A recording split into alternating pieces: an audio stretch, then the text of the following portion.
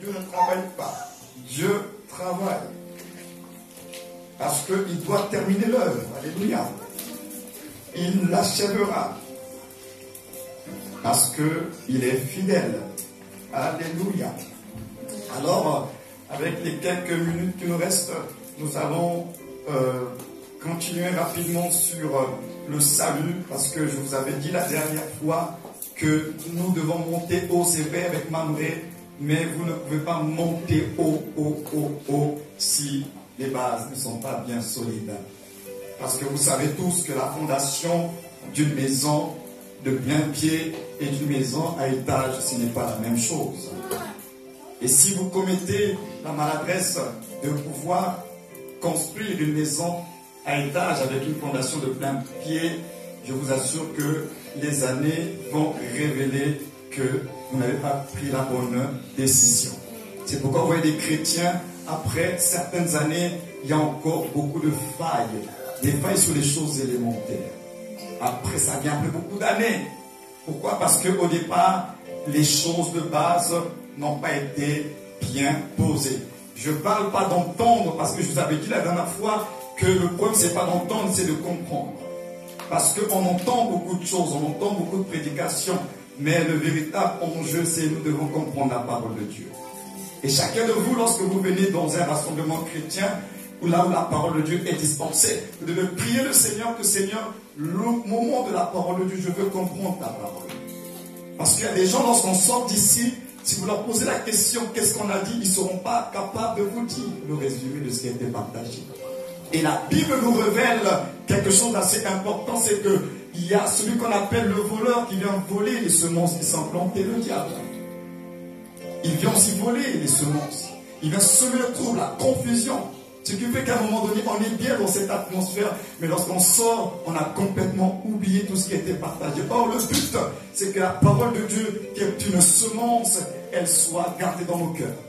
Pourquoi? Parce qu'il faut qu'elle porte la vie dans tel véhicule.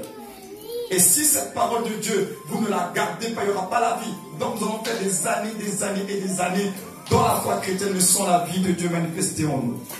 Donc vous avez besoin vous-même de prier pour les cultes.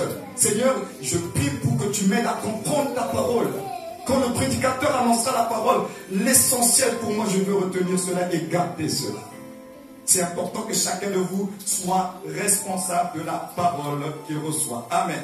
Donc nous parlons de comprendre le salut et rapidement, je peux faire le résumé de ce qui a été partagé. On a vu d'où vient le salut, qui est l'auteur du salut, et on a vu que c'est Dieu lui-même qui est l'auteur du salut. Dieu dans ses différentes révélations. Le Père qui conçoit le salut, le Fils qui vient exécuter le salut, qui vient le manifester, et le Saint-Esprit qui vient attester, le Saint-Esprit qui vient confirmer l'œuvre qui a été faite. C'est pourquoi Jésus ne pouvait pas rester seulement à la croix et puis être enseveli. Si Jésus n'était pas ressuscité, on n'aurait pas véritablement le salut de Dieu. Il n'y aurait aucune preuve, aucune certitude. C'est pourquoi le Saint-Esprit est venu ressusciter Jésus de Nazareth pour confirmer véritablement ce qu'il avait dit était vrai. C'est pourquoi l'apôtre Paul dit que si Christ n'était pas ressuscité, notre foi, elle est vaine, on est encore dans nos péchés. Donc la résurrection vient authentifier. La résurrection vient confirmer l'œuvre salvatrice de Jésus à la croix. Donc s'il n'était pas ressuscité, le salut, ça aurait été juste un sacrifice d'un homme, mais sans impact. C'est pourquoi c'est tout le conseil de Dieu qui est impliqué. Le Père conçoit, le Fils vient en chair manifester le salut et le Saint-Esprit vient confirmer le salut. Alléluia. Ça, c'est ce qu'on avait vu. On avait vu également, on est sauvé de quoi? Parce que quand on parle de salut, on parle d'une délivrance. Il y a une action pour venir délivrer une personne. Mais la délivrer de quoi? Parce qu'on parle de salut, on est sauvé de quoi? On a vu qu'on était sauvé de la colère de Dieu. Tous les fils d'Adam, tous ceux qui sont nés d'Adam après la chute ont sur leur vie la colère de Dieu. Dieu est en colère contre toute forme d'iniquité. La Bible dit que le salaire du péché, c'est la mort. L'âme qui pêche, c'est elle qui mourra. Donc tous ceux qui sont nés de l'homme et de la femme sont déjà jugés et condamnés par la justice de Dieu. Et c'est pourquoi la question du péché n'est pas tant dans le fait de poser des actes, parce que le pécheur, c'est une nature. Quand on parle de pécheur, on parle d'une nature, on parle d'un état. Les péchés, ce sont des œuvres, ce sont des résultats d'action. Mais le pécheur, c'est une nature. C'est pourquoi toute personne qui naît dans ce monde d'une naissance naturelle est déjà condamnée par la justice de Dieu à cause de sa nature de péché. Alléluia. Donc il vient, Jésus notre Seigneur, nous délivrer de la colère de Dieu, parce que tous les fils d'Adam sont loin, séparés de Dieu. Il nous libère de la colère, du péché, du diable et de ses démons, de leur influence. Parce que lorsque Adam a péché, il a cédé, il s'est retrouvé esclave du diable. Et donc le diable contrôle, manipule tous les êtres humains qui ne sont pas en Christ. C'est pourquoi il n'y a pas d'intermédiaire. Il n'y a pas à dire non, moi je suis mon milieu. Moi je ne suis ni chrétien, ni dans le monde. Non. Tous ceux qui ne sont pas en Christ sont dans le royaume des ténèbres. Il n'y a pas de négociation. Il n'y a que le royaume des ténèbres, le royaume de la lumière et le royaume des ténèbres. Donc si tu n'es pas en Christ, tu es dans le royaume des ténèbres. Le diable est ton maître. Que tu l'acceptes ou pas, c'est un fait. C'est une réalité spirituelle. Que tu l'acceptes ou pas, c'est un fait. Donc le fait ne dépend pas de tes émotions. Le fait ne dépend pas de ta réflexion. C'est une vérité qui est arrêtée. C'est comme ça. Et c'est réel. Tous ceux qui ne sont pas en Christ sont dans le royaume des ténèbres. Et le prince des ténèbres est leur maître. Fils de Satan, dont parle la Bible. Nous sommes délivrés de l'influence du monde. Nous avons le pouvoir de pouvoir surmonter toutes les influences du monde et toutes les tendances du monde, parce que le chrétien, il ne dépend pas du monde, de tous nos ennemis, de la mort éternelle. Il nous délivre de cela. Et je pense que c'est là qu'on s'est arrêté. Le salut est l'expression de quoi? On l'a vu également. Voilà, on a parlé de la grâce de Dieu. Je vois que vous suivez, c'est très bien. C'est la grâce de Dieu. La grâce de Dieu vient révéler l'amour de Dieu. C'est le Dieu d'amour qui fait grâce. Donc, le salut, c'est cette expression-là. Dieu fait grâce parce que Dieu est amour. Si Dieu ne nous aimait pas, il n'allait pas manifester la grâce. Si Dieu ne nous aimait pas, il allait détruire toute la création et puis refaire une autre création à sa manière. Mais il ne l'a pas fait. Dieu nous aime. C'est pourquoi nous sommes la seule création qui a été créée à l'image et à la ressemblance de Dieu. Ça, c'est important de le savoir. Et voilà pourquoi, étant créés à l'image et à la ressemblance de Dieu, Dieu nous accorde beaucoup d'importance. Satan, Lucifer, a péché. Il a été précipité, mais il n'y a pas eu de pardon et de repentance pour lui. Mais l'homme a chuté. Dieu a pourvu au plan de rédemption, la postérité de la femme, Jésus le Christ. Donc vous voyez bien que malgré les péchés et les fautes, Dieu ne veut pas nous lâcher.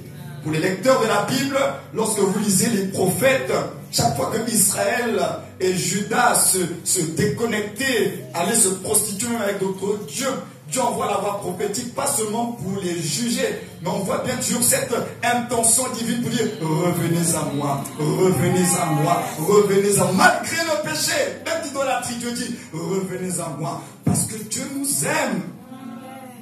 Quelquefois, le diable avec son mensonge, il veut te faire croire, à cause de la situation que tu es en train de vivre, que Dieu ne t'aime pas. Si tu pouvais savoir, comme déclare la Bible, la hauteur, la longueur, la largeur, la profondeur de l'amour de Dieu, tu ne croirais pas le mensonge du diable qui te dit, regarde la situation que tu vis, regarde, c'est pas encore réglé. Est-ce que Dieu t'aime vraiment? L'amour de Dieu, ça transcende tout ça. Ce que Dieu fait pour l'être humain, c'est incroyable, au point où il a accepté de descendre aussi bas. Donc l'incarnation de Dieu et la parole s'est faite chair est un message pour vous dire que vraiment, vous pensez que Dieu ne vous aime pas. Dieu nous aime. L'amour de Dieu, la miséricorde de Dieu, la patience de Dieu. Dieu est patient avec nous. Et je pense qu'on s'est arrêté là. Avec la miséricorde et la patience de Dieu. Comment sommes-nous sauvés? Dieu nous sauve, comme déclare les Écritures, c'est un acte de grâce. Mais nous sommes sauvés par la foi. Nous sommes sauvés par la foi. En d'autres termes, la seule chose qui active les bénéfices du salut, c'est la foi. Et cette foi te demande tout simplement de croire, de confesser. Si tu confesses le Seigneur Jésus, et si tu crois dans ton cœur que Dieu l'a ressuscité et mort, tu seras sauvé. Car c'est en confessant de la bouche que l'on parvient à la justice, au salut. Si tu confesses, Dieu ne nous demande pas grand-chose. Lui, il a déjà tout fait pour nous. Mais il te dit pour activer cela, si tu confesses le Seigneur Jésus, si tu crois dans ton cœur que Dieu l'a ressuscité des morts, tu seras sauvé. Ça passe par la confession. Croire que réellement il est le Rédempteur. Donc vous pouvez noter ceux qui notent les passages. Et ça c'est, on le sait tous, c'est par la foi en l'œuvre de Christ que nous sommes sauvés. Et dans la question qui vient, c'est important de le savoir aussi, qu'est-ce qui ne nous sauve pas? Parce qu'il y a des gens qui ont l'impression que c'est en faisant certaines choses qu'ils seront sauvés. Notamment les bonnes œuvres. Les bonnes œuvres ne nous sauvent pas.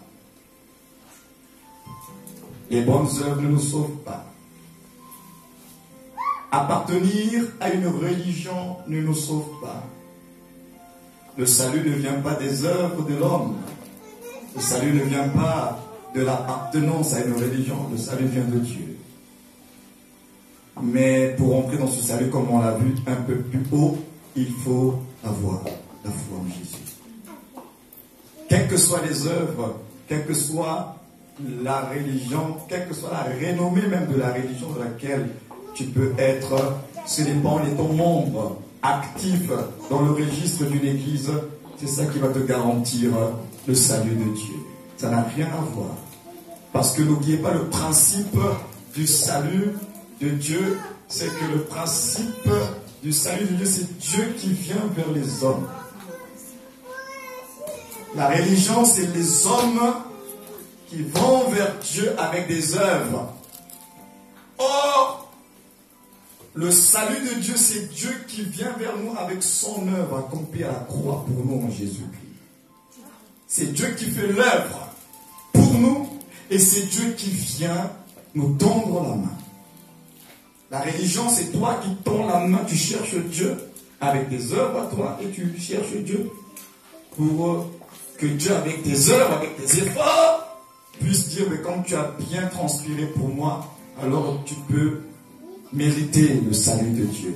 Le salut de Dieu, c'est aucun effort de l'homme. C'est tout le travail, c'est Dieu qui l'a fait. Il a fait tout le travail pour nous. C'est pas ça la bonne nouvelle, c'est ça la bonne nouvelle. Dieu a fait tout le travail, ce que toi et moi ne pouvons pas accomplir dans notre nature de pécheur. Mais il a fait tout le travail et il te dit maintenant, tout ce que je te demande, active, crois seulement. Crois seulement et tu verras. Est-ce que c'est compliqué? C'est pas compliqué. On a voulu pas croire que cette période c'était compliqué. Mais c'est simple. Crois seulement. Mais malheureusement, pour certaines personnes, justement, c'est trop simple. C'est ça qui nous dépasse parce qu'on a l'impression que c'est trop simple. Mais pourtant, c'est la vérité. La bonne nouvelle, c'est ça. C'est croire au Fils de Dieu pour avoir la vie de Dieu. Donc, les bonnes œuvres de la religion ne nous sauvent pas. Alors, la manifestation du vrai salut, comment on peut arriver à réaliser que quelqu'un est vraiment dans cette phase-là du salut? C'est pourquoi nous disons que la compte, ça vient pas d'une affaire de cœur, le cœur. Parce que lorsque l'apôtre Pierre à la Pentecôte a annoncé Jésus de Nazareth, de Christ, mort, crucifié, mort, ressuscité, là. La Bible dit qu'ils eurent le cœur vivement touché. Ils ont entendu quelque chose, mais ce n'est pas juste resté au niveau des oreilles. Ils n'ont pas juste reçu de l'information. Mais la Bible donne cette précision. Ils ont eu le cœur vivement touché. C'est le cœur. C'était même pas quelque chose de l'émotion, c'est vraiment le cœur vivement touché. Souvent, nous allons dans des réunions et c'est pas vraiment le cœur qui est touché, on est plus dans les émotions. On est dans des émotions parce que le message, il y a peut-être une certaine intonation de la voix du prédicateur, il y a peut-être un fond musical et ça a bouleversé en nous l'aspect émotif. Donc du coup, on est là dans des émotions, on est bercé par des émotions, mais on n'est pas touché dans le cœur.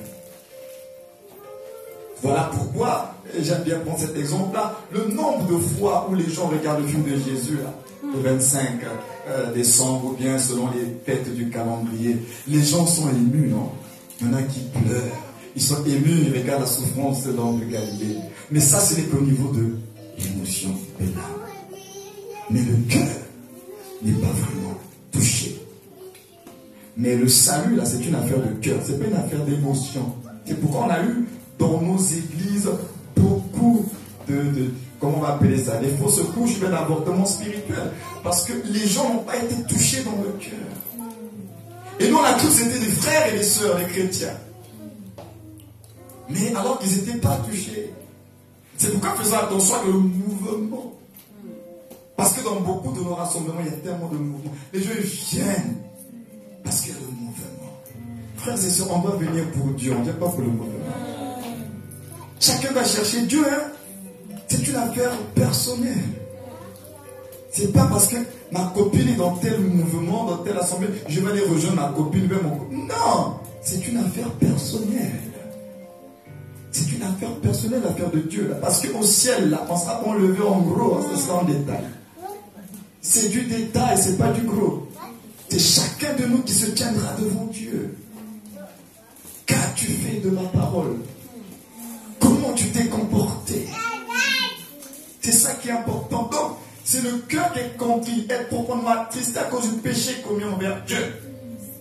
Et pas seulement à cause des conséquences terrestres néfastes de ce péché est une preuve du vrai salut. Pourquoi? Parce que regardez l'exemple du voleur. Tant que le voleur vole, il est tranquille. Il est en paix avec lui-même puisqu'il continue à voler. C'est pas vrai?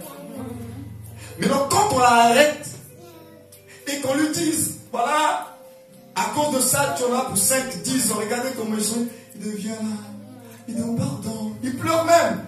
Il demande des pardons. Mais est-ce que le pardon qu'il demande à ce moment-là, c'est un pardon qui vient du cœur, même parce qu'il a entendu que ça va faire 10 ans? Et souvent, c'est ce qui se passe. Ce sont les conséquences qui nous font plus peur que l'acte en lui-même. C'est-à-dire que tant qu'on t'a pas attrapé, tu es tranquille. C'est maintenant quand on t'attrape, tu te réponds non. Ça, c'est une fausse repentance. Parce que dans la véritable repentance, il faut qu'il y ait la conscience. Tu dois être conscient que ce que tu fais toi-même, tu n'attends pas les conséquences, tu n'attends pas qu'on t'attrape. Toi-même, tu dois être conscient que ce que je suis en train de faire, dire, ce n'est pas bien devant Dieu.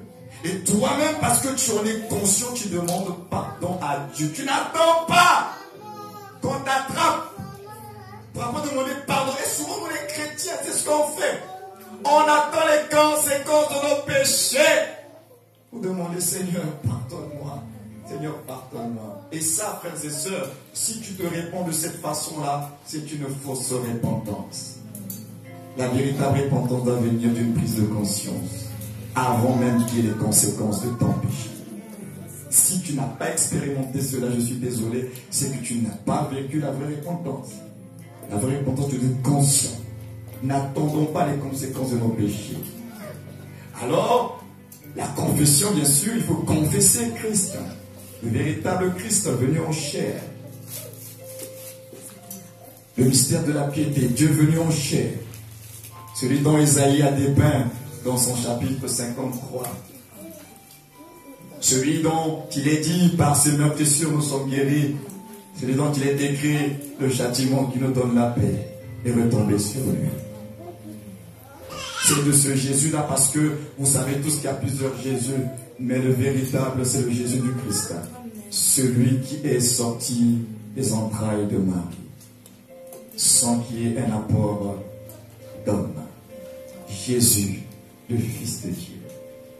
C'est lui le véritable, c'est lui le sauveur. C'est celui de Nazareth, de Nazaréen. Celui que Jean-Baptiste a baptisé au Jourdain et qui a reçu le témoignage du ciel. Celui-ci est mon Fils bien-aimé, en qui j'ai mis toute mon affection. Celui qui a changé l'eau en vin à Cana, celui qui a marché sur les eaux. C'est de lui dont il est question. Celui qui, sous Ponce Pilate, a été condamné à mort pour blasphème et qui, crucifié comme un brigand, a été enseveli. Et le troisième jour, celui qui est ressuscité. C'est de ce Jésus-là. C'est de cet homme de Galilée dont il est question, pas d'un autre Jésus. C'est de celui qui est ressuscité, qui est remonté dans la gloire du Père. Et lorsqu'il s'est assis sur le trône éternel, il a répondu le Saint-Esprit. Et aujourd'hui, nous sommes membres de son corps. Et il en est la tête. C'est de lui dont il est question. C'est le véritable Jésus. Et donc, après avoir confessé ce Jésus-là, le Christ révélé à travers Jésus de Nazareth, après il y a les fruits maintenant qui vont accompagner la repentance. Il y a maintenant le processus de transformation qui va se mettre en place. Vous commencez à être transformé dans tout votre être. Et un nouveau désir commence à s'installer en vous. Vous commencez plus à aimer les choses de Dieu, moins les choses du monde. Vous devenez de plus en plus allergique à toute forme d'injustice. Parce que les désirs de Dieu se répandent en vous, s'infusent en vous. Et au fur et à mesure que vous marchez, vous commencez à ressentir ces choses. Vous n'arrivez pas à l'expliquer. Mais c'est ça, l'œuvre de Dieu en vous. Et si vous êtes soi-disant repenti et que votre vie reste la même, c'est qu'il y a un problème. Parce que celui qui est né de Dieu, il doit rentrer dans cette phase-là. Transformation. Et par la repentance continuelle, celui qui est réellement sauvé, il doit comprendre qu'on se convertit qu'une fois, c'est vrai, mais on se répand tout le temps. Tout le temps. Tout le temps. Parce que la repentance, c'est le réajustement. C'est le réajustement. Tout le temps, on doit réajuster. Parce qu'on a encore la chair en nous. Et il nous arrive quelquefois de sortir des voies. Alors, c'est le moyen que Dieu nous donne de revenir. De revenir. De revenir. C'est une grâce, c'est un don de Dieu. La repentance, c'est un don de Dieu. Parce que vous vous rendez compte que si on n'avait pas le don de repentance, ça veut dire que c'est comme si Dieu nous accordait qu'une seule, entre guillemets, chance de vivre pour lui. Tu fais le péché tout de suite, paf, il te tue, c'est fini pour toi. Mais c'est pas ce que Dieu fait. Tu vis, tu tombes, mais il te dit, réponds-toi. Relève-toi, continue, je te pardonne. Donc Dieu ne te juge pas, Dieu ne te condamne pas parce que tu auras péché. Non, tu es dans un processus et il le sait très bien. C'est pourquoi il a chanté ce psalmiste-là avant même de vivre la nouvelle naissance. Mais il a quand même dit des choses profondes. Quand il dit mon âme bénit l'Éternel et n'oublie aucun de ses bienfaits. Il sait que tu n'es que poussière, il se souvient que tu n'es que faiblesse. C'est pourquoi il te donne sa bonté. Déjà à l'époque, il n'y avait pas encore la nouvelle naissance. Mais regardez ce qu'il a compris, David. Dieu nous donne sa volonté. Il sait que nous avons des faiblesses dans ce corps. Il le sait. Dieu ne va pas te juger, te blâmer à cause des faiblesses. Souvenez-vous de l'apôtre Pierre. Lorsque Pierre a régné Jésus, et que Jésus, quand il est revenu vers Pierre, il n'a pas dit à Pierre, je t'avais dit, non? Non, je t'avais dit, tu allais me régner. Tu as vu ce que tu as fait, Pierre? Jésus ne l'a pas blâmé. Jésus n'a pas accusé Pierre. Il savait. Il a tout simplement dit à Pierre, Simon, m'aimes Dieu. Il ne l'a pas accusé. Pour dire, je t'avais dit, Pierre, tu as été têtu, tu n'écoutes pas Pierre. Non, il aurait pu lui dire, Pierre, tu es têtu. Moi, je t'avais dit, mais tu n'avais pas cru. Mais Jésus, il ne lui rappelle même pas son péché. Il vient avec son amour pour lui dire, Simon, m'aimes-tu? Et pourtant, c'est Pierre qui a régné Jésus. M'aimes-tu? C'est juste une question d'amour. C'est pourquoi c'est important d'avoir, quand on parle du salut, l'assurance du salut. Et il y a plusieurs textes qu'on va lire ensemble pour que ces choses soient scellées. Tu peux mettre le texte, l'assurance du salut, puisqu'on est à la fin quasiment de cette partie-là. L'apôtre Paul nous dit certaines choses. Voilà, on a pris juste des portions d'écriture. Vous devez avoir l'assurance du salut. L'œuvre parfaite de Christ pour vous. Et ce que vous êtes en lui. Je suis persuadé que celui qui a commencé en vous cette bonne œuvre la rendra parfaite pour le jour de Jésus-Christ. Notre salut commence et se termine par l'œuvre souveraine de Dieu.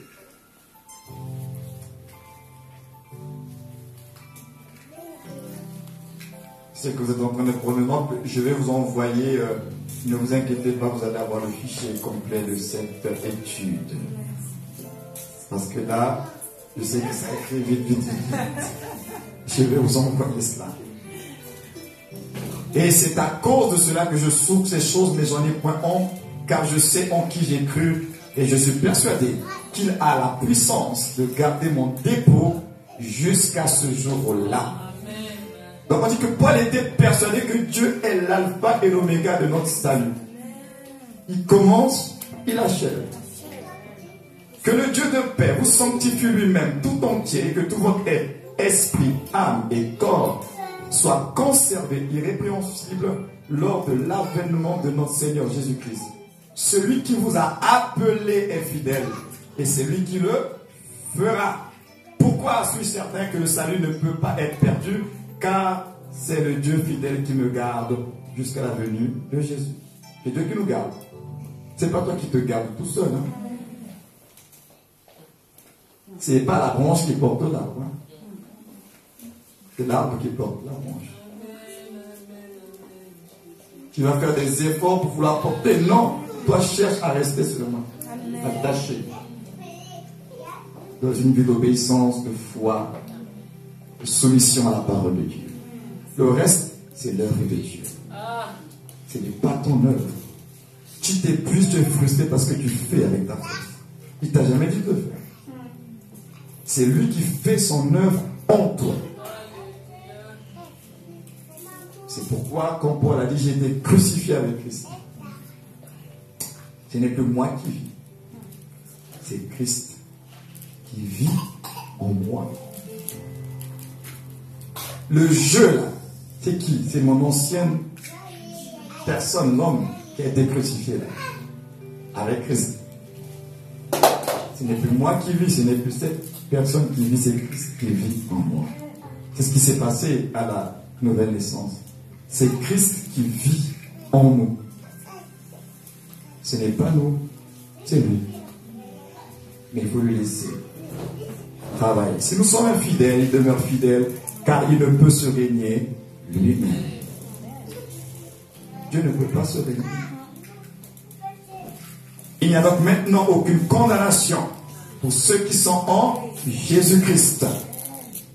Par la foi, nous sommes unis à Jésus-Christ pour toujours. La condamnation n'est plus sur nous. Il n'y a plus de condamnation, il n'y a plus d'accusation parce que le sang de l'agneau a été versé. Le sang a été versé. Le prix a été payé. Il ne va pas payer deux fois la même addition. On ne peut pas le rouler. Il a payé une fois pour toutes. Le prix. Plus de condamnation, plus d'accusation. Le prix a été payé. Mais si tu ne sais pas que le prix a été payé, l'ennemi va te manipuler. Et tu vas encore plier sous le poids de la culpabilité, sous le poids de la condamnation, parce que tu ne sais pas que quelqu'un a déjà payé pour toi. Donc le but de l'évangile, c'est de vous montrer, vous donner la bonne nouvelle. Quelqu'un a déjà payé l'addition. Le prix a été déjà payé. Quand tu comprends ça, ça devient une bonne nouvelle. L'addition a été payée. Tu ne sors aucun franc. Il t'a déjà libéré de toutes ces accusations parce qu'il t'aime.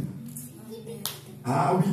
En vérité, je vous le dis, celui qui écoute ma parole et qui croit à celui qui m'a envoyé a la vie éternelle et ne vient point en jugement. Mais il est passé de la mort à la vie. C'est ce que dit votre Bible. Vous êtes passé de la mort à la vie. Mais après tout ça, ce sont des informations. Celui qui croit au Fils a la vie éternelle. Celui qui ne croit pas au Fils ne verra point la vie. Mais la colère de Dieu demeure sur lui. Nous avons reçu la vie éternelle. D'ores et déjà, par la régénération, vient le Saint-Esprit. La vie éternelle, ce n'est pas futur. Nous avons déjà la vie éternelle. Maintenant, je parle dans ton esprit, là, tu as déjà la vie de Dieu en toi. Ce n'est pas une promesse. Vous avez déjà cette vie éternelle. Elle est là, déjà en vous. Et elle se poursuivra lorsque nous serons dans la gloire avec le Seigneur. Mais elle commence déjà. C'est pourquoi la Bible déclare que nous sommes déjà en Christ dans les lieux célestes. Vous ne vous êtes pas posé la question pourquoi on le dit. On dit que déjà nous sommes en Christ dans les lieux célestes. On est déjà avec Dieu. Mais alors qu'on sait très bien que la nouvelle Jérusalem n'est pas encore descendue, non? Mais on dit que nous sommes déjà en esprit avec lui. Assis en Christ, en Dieu. C'est un mystère. La vie, là, nous l'avons déjà. En lui, vous aussi, après avoir entendu la parole de la vérité, l'évangile de votre salut, en lui, vous avez cru et vous avez été scellés du Saint-Esprit qui avait été promis, lequel est un gage de notre héritage pour la rédemption de ceux que Dieu s'est acquis à la louange de sa gloire. Le Saint-Esprit est donné à tous les chrétiens et il nous assure que nous sommes scellés pour l'héritage. Donc la présence du Saint-Esprit en vous est une garantie de votre salut. Parce que si vous n'aviez pas le Saint-Esprit, il n'y a aucune garantie. Lui vient, il est la garantie que vous êtes de Dieu. Et que vous lui appartenez. Donc le Saint-Esprit est le gage. Donc le fait que tu as le Saint-Esprit, que tu es un enfant de Dieu, ça doit te rassurer. Parce que l'assurance du salut, ce n'est pas quelque chose que tu dois attendre dans les émotions. Comment je ressens, je suis de mauvaise humeur, peut-être que j'ai perdu le salut. Ça n'a rien à voir avec votre ressenti. C'est une question du témoignage de la parole de Dieu, ce qu'elle dit, c'est comprendre que le Saint-Esprit en vous confirme ça. Donc vous avez la parole de Dieu, vous avez le Saint-Esprit et bien plus encore, Christ est mort. C'est Jésus de Nazareth qui est mort. Il n'est pas mort pour mourir, il est mort pour la question du salut. Donc la mort de Jésus de Nazareth est une assurance parce qu'il est réellement mort. Il n'a pas fui, hein. Il est mort. Alors si Jésus est mort, c'est que le salut a été manifesté. S'il n'était pas mort, on a dit mais comment on va s'en sortir? Sans effusion de sang, il n'y a pas de rémission de péché. L'agneau a été sacrifié à Golgotha. Jésus de Nazareth est mort.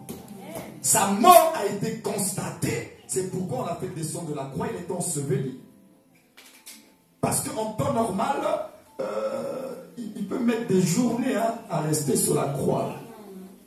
Mais lui, on l'a enseveli plus tôt. Parce qu'il est mort dans le corps de chair. Mais bien plus, il est ressuscité. Donc, 3 choses importantes pour vous fortifier par rapport à votre salut. La mort de Jésus. Il est mort. Il n'a pas fui le jugement de Golgotha. 2. La présence du Saint-Esprit en vous. 3. Le témoignage de la parole de Dieu. Ce que la parole de Dieu dit à votre sujet. Elle confirme, elle affirme que nous sommes de Dieu. Alors nous le sommes. C'est un fait. Ce n'est pas... La parole de Dieu ne va pas traiter avec mes émotions. Comment tu te sens? Bon, quand tu te sens bien, donc, parce que tu te sens bien, tu es un enfant de Dieu. Non. La parole de Dieu dit que je suis enfant de Dieu. Point. Tous ceux qui l'ont reçu ont donné le pouvoir de devenir enfant de Dieu. Je le suis parce qu'il a dit que je suis enfant de Dieu. C'est l'attestation. La parole de Dieu atteste. Et c'est une attestation crédible. Parce que Dieu n'est pas un homme pour mentir. Ce que Dieu dit, c'est vrai. Tu es un enfant de Dieu, tu es un enfant de Dieu. Maintenant, comment tu te sens dans ton âme, ça c'est autre chose. Mais tu es en esprit une nouvelle création. Mais une nouvelle création qui possède une âme et qui vit dans un corps.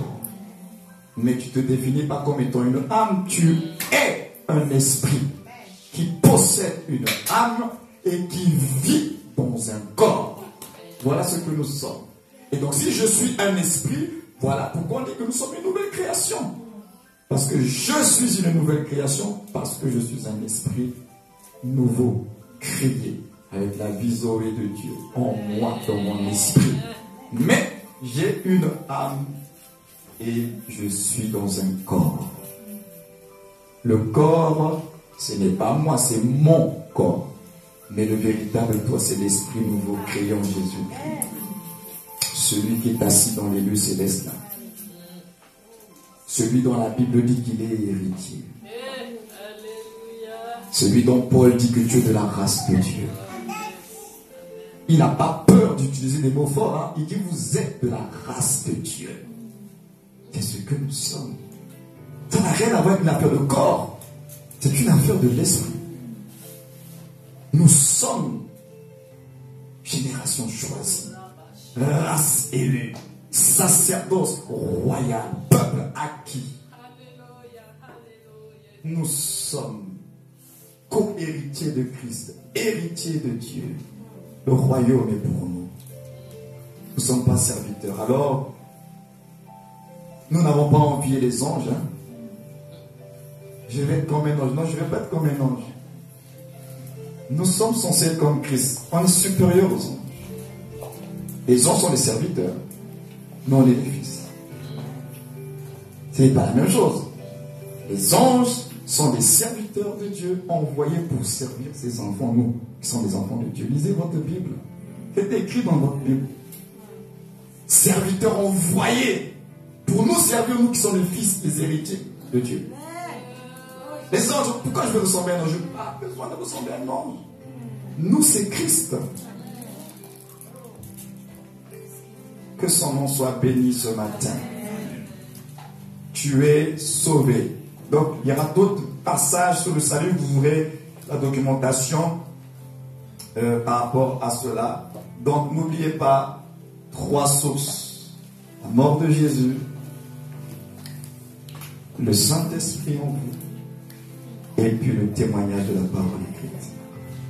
Ce sont 3 sources qui doivent vous rassurer que vous êtes sauvés. Et vous êtes sauvés, ça ne vient pas d'ailleurs, pas d'une autre source. Ça ne viendra pas de vos émotions. Ça ne viendra pas de ce que les hommes pourront dire. Ça viendra de ces 3 sources principales. Christ est mort. Le Saint-Esprit a été envoyé. Et la parole écrite rend témoignage de ce qui a été accompli. Et si vous saisissez la valeur de ces 3 témoins qui peuvent vous aider à vivre votre salut de façon épanouie, alors ce serait une bonne chose. Si vous comprenez que ces trois témoins principaux là, que Jésus-Christ de Nazareth est mort pour moi à la croix. On n'a pas fait de la comédie, c'était pas un scénario, cet homme est réellement mort. Et que le Saint-Esprit, j'ai le Saint-Esprit, puisque j'ai l'assurance que je suis enfant de Dieu, cette assurance te vient du Saint-Esprit. Il t'a été donné lorsque tu es né de nouveau. Et la parole, le témoignage. Tu vérifies, c'est le testament, tout est dit là-dedans. Voilà. L'assurance du Saint.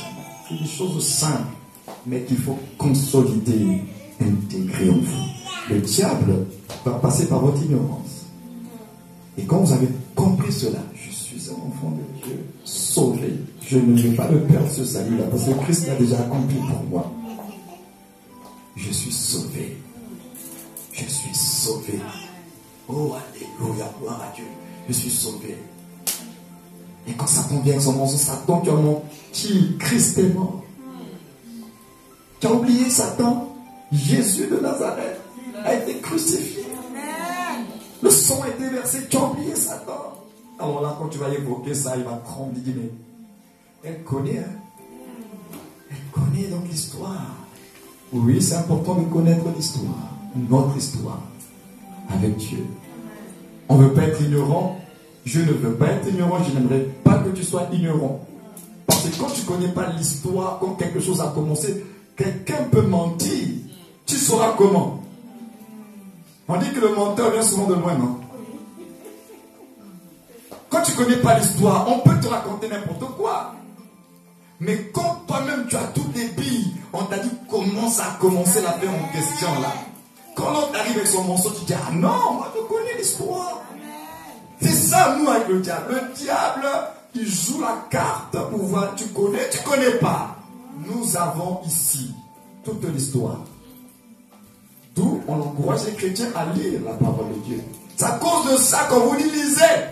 Méditez parce que votre vie, votre héritage, votre destinée est révélée dans le livre. Et si vous ignorez ce livre-là, on va continuer à vous manipuler. Quelquefois, tu souffres. Tu souffres, pas parce que Dieu veut que tu souffres, mais souvent nous souffrons par ignorance. Et le jour que tu es éclairé, tu changes d'attitude et comportement parce que tu as eu la lumière. Que Dieu continue à nous aider, on va prier, on va s'incliner dans la prière. Seigneur, nous prions afin que toutes ces vérités au sujet du salut de l'œuvre parfaite que Jésus a accompli pour nous soient scellées en nous. Nous ne voulons pas oublier l'histoire. Cette histoire qui finalement est la nôtre. Parce que ta parole dit que lorsqu'il a été crucifié, nous avons été crucifiés avec lui. Que lorsqu'il a été enseveli, nous avons été ensevelis avec lui. Et quand il est ressuscité, nous sommes ressuscités avec lui. C'est une histoire commune entre lui et nous. Il s'est identifié à nous et nous avons participé à son œuvre. Alors Seigneur, ma prière ce matin est que nous ne puissions pas oublier. Que nous ne puissions pas oublier l'histoire. Aide chacun de nous à garder ses deux pieds fermes sur la vérité de la parole de Dieu.